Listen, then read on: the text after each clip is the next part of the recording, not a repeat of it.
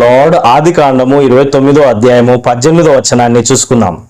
యాకోబు రాహేలును ప్రేమించి నీ చిన్న కుమార్తె అయిన రాహేలు కోసము నీకు 7 సంవత్సరములో కొలువు చేసేదనను.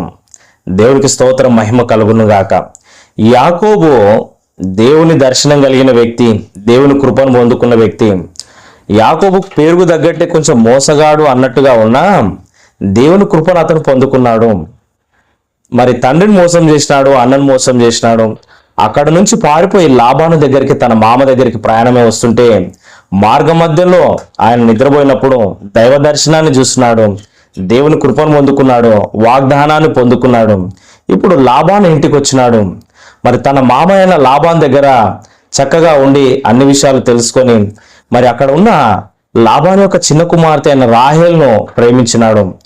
ఈమెనే పెళ్లి చేసుకుంటాను అని తన హృదయంలో అనుకున్నాడు. అదే విషయాన్ని లాబానుకు మామకు చెప్తా ఉన్నాడు. మా మామ ఏదన్నా ఇస్తే గాని తన పిల్లనివ్వడు అన్నట్లుగా ఆయనకు అర్థమైంది.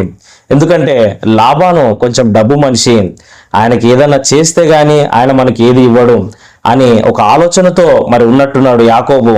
మరి ఏమన్నాడంటే, మామ మీ కుమార్తెను నాకు ఇస్తే నేను 7 సంవత్సరాలు